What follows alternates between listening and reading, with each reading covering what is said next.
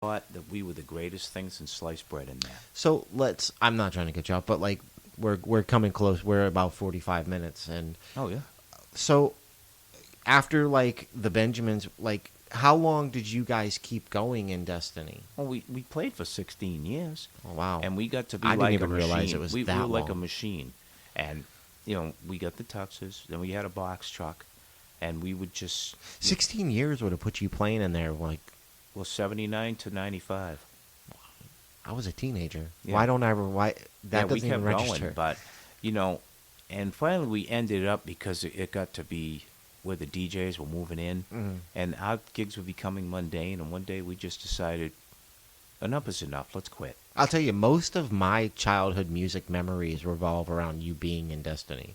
Oh, it was a great You know, run. you would take me to practices, you would take me to gigs.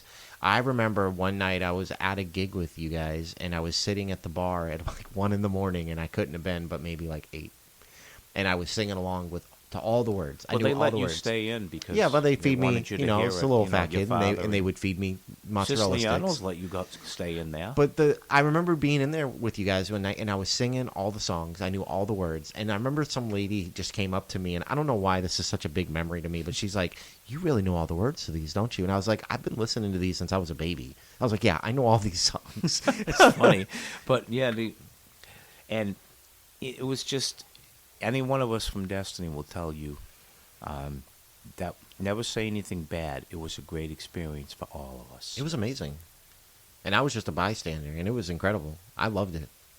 Every summer of my life was just it was what I needed to get away from my life, and it was appreciated that I always had that to go to because I enjoyed it. It shaped me. I got to tell you something. It's well, Ricky Weldon said on Facebook recently. A friend of his said something about Christmas music, and he says there's no use for Christmas music except for Christmas Eve. Yeah. And I go, that's not what you said in Destiny. He goes, he said, I'd play Silent Night 5 times if they're going to pay me to do it. But that's the other aspect of that wedding thing. You want to go out and try to do something like that and get a contract and do it because the money was just rolling in. Yeah. Well, I know you guys played a lot. I blew my money on partying and everything, but we had a lot of money made. I'd say that another big memory for me was when I saw the. I mean, this is going to kind of age me a bit, but when I saw the VHS tape of you guys on TV. Oh, that was good. The local TV Man, that show. was awesome. I was like, that was when I was like, my dad's famous. Those guys were like, the guy doing the show was so nervous because we were just, we were out of control. Well, you guys were pretty local celebrities, though. I mean, everybody loved knew us. you. It was a segment done over 2 nights. Oh, you were It was really? the interview pieces he did a little at a time, but the music part where we played was done on another You night. guys lived in those tuxedos, man. And we had to put the tuxes on for the show. Yeah.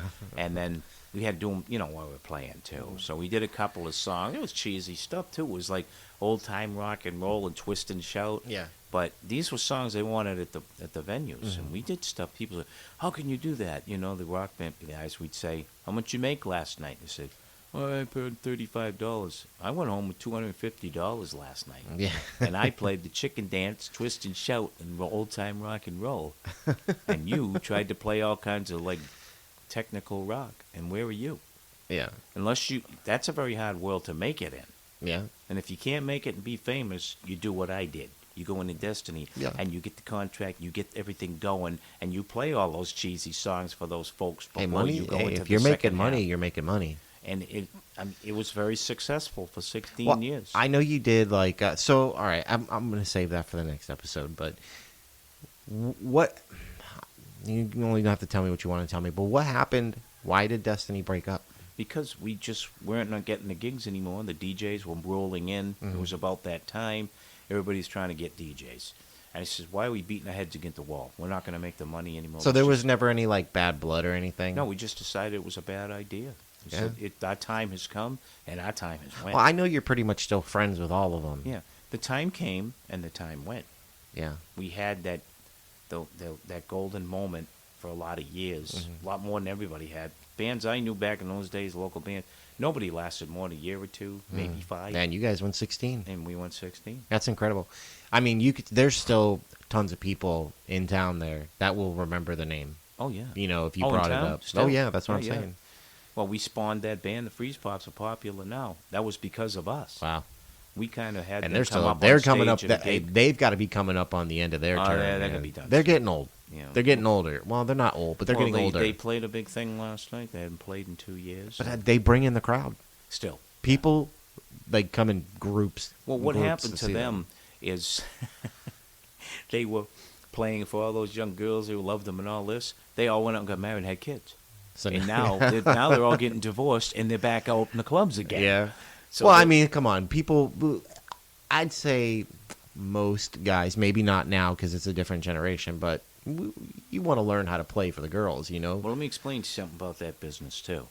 If you're in the rock business, you want to suck in as many girls as you can. Oh, yeah. Because if you bring the girls to the club, The guys will follow. The guys will follow. Absolutely. And when we played at club, a lot of these girls I knew would show up, and I'm like, they go, hey, your wife's going to, I don't give a shit because they're all here, Mm-hmm. all right? And anytime now, all the guys are going to come in. Yeah. And and the club's going to love us because they're going to sell 1,000 drinks tonight. Oh, yeah, yeah. You know? That's what it is. Well, that's why they have ladies' And night. that's business. That's why you do what you do. Yeah, well, that's why they have ladies' night because it brings in the Yeah. guys, too. We found ways. That's why girls drink free. You know, that's where we found our niche in the wedding band. We found little things like that to help us in that world. Mm-hmm. I mean, we did this and that so that now the bride and groom and their wedding party liked us. Now they're going to leave there, and all their friends are around the marrying age at that time. Yeah. They're going to want to tell them, hey, we had this band at our wedding. They did blah, blah, blah, blah, blah, blah. Next thing you know, we're getting a call from somebody else. Now, that kid, Ryan Dooley, friend of Dooley, that kid. Yeah, yeah. I played his parents' wedding, and the reason we got the wedding is because somebody bellied up on him, and they said, "Well, what about this?" And they called us right away, and we did it for him.